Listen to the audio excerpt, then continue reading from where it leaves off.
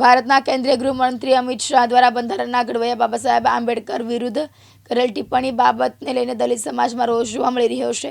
ત્યારે ઉપલેટા દલિત સમાજ દ્વારા રેલી યોજી જાહેર માર્ગ ઉપર ઉતરી અને સૂત્રોચ્ચાર કરવામાં આવ્યો હતો તેમજ મામલતદારને આવેદનપત્ર આપવામાં આવ્યું હતું અને અમિત શાહના રાજીનામાની માંગ કરવામાં આવી હતી। ઉપલેટામાં દલિત સમાજ દ્વારા યોજાયેલ રેલીમાં 24 જેટલા ગામમાંથી દલિત સમાજના લોકો ઉમટી પડ્યા હતા। હું સ્વયં સૈનિક દળમાંથી પરેશભાઈ ચાવડા સૈનિક દળ સૈનિક આજે જે કાંઈ અમિત શાહ વિરુદ્ધ આવેદનપત્ર આપવામાં આવ્યું એના અનુસંધાને મારે ખાલી એટલું જ કહેવું છે કે જે સંસદની અંદર જે કાંઈ ડિબેટ કરે છે અને બાબા સાહેબ વિશે બોલે છે કે ભાઈ આંબેડકર આંબેડકર આંબેડકર આ એક ફેશન બની ગઈ છે અને એના કરતાં જો ભગવાનનું નામ લે તો કાંઈ એને સ્વર્ગ મળે। તો આવું તો જે ભાઈ ગયો એને ખબર જ નથી કે સ્વર્ગ શું છે ને નર્ક શું છે અને જે એ કંઈ કહી નથી શકતો।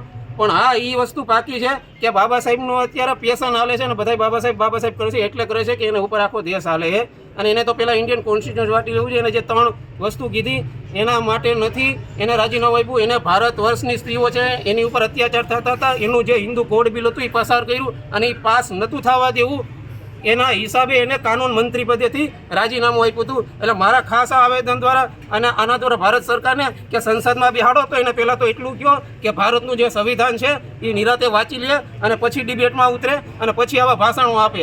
ખોટા ભાષણો આપી અને સમાજને ગુમરાહ કરે છે અને જે કંઈ જાતિવાદી કીડાને આ ફેલાવે છે જેમ કે આ સ્વર્ગને નર્કને આ બતાવશું તો હકીકતમાં આવું કાંઈ છે નહીં। કોઈ એક વ્યક્તિ એમ કહી દે કે અમિત શાહજી ભાષણ આપ્યું અને ભગવાનનું નામ લેવાથી ખરેખર સ્વર્ગ જ મળે એવો એક વ્યક્તિ બતાવી દે। એટલે આવી જે કાંઈ છે ને ખોટી સમાજમાં ગુમરાહ કરવાની વાતો કરે છે એ ના કરે અને જે કંઈ બાબા સાહેબ છે એનું જે કંઈ અપમાન થયું છે એના માફી માંગે અને જે એનું કંઈ કાનૂન મંત્રી પદે જે કંઈ એનું છે એમાંથી રાજીનામું આપે અને ભાજપ સરકાર છે હજી અને જે ભાજપમાં એનું જે કંઈ પદ હોય એમાંથી પણ એ રાજીનામું આપે। આ અમારી માંગણી છે। આજે તમે શું કાર્યક્રમ યોજ્યો?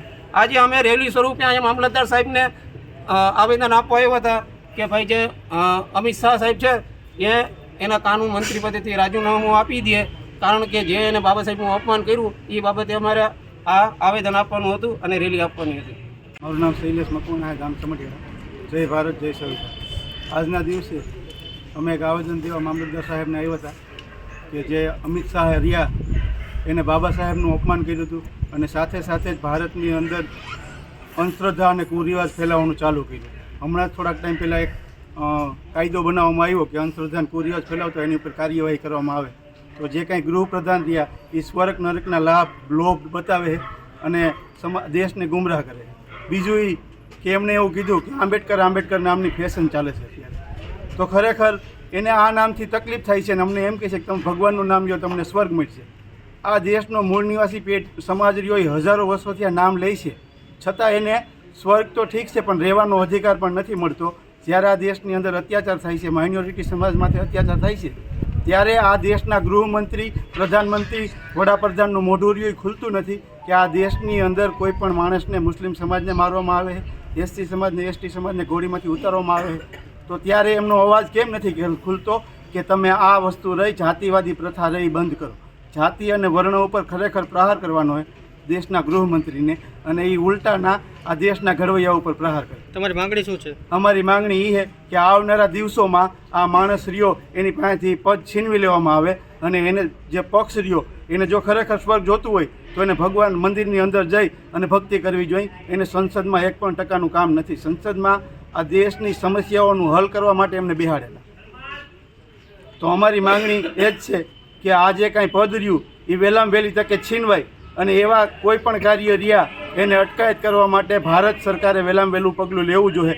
આ મજબૂરીએ એસસી એસટી અને માઇનોરિટી સમાજે હથિયાર ન ઉપાડવા પડે એની તકેદારી લેવી। વિપુલ ધામેશા, દિવ્યાંગ ન્યૂઝ, ઉપલેટા, રાજકોટ।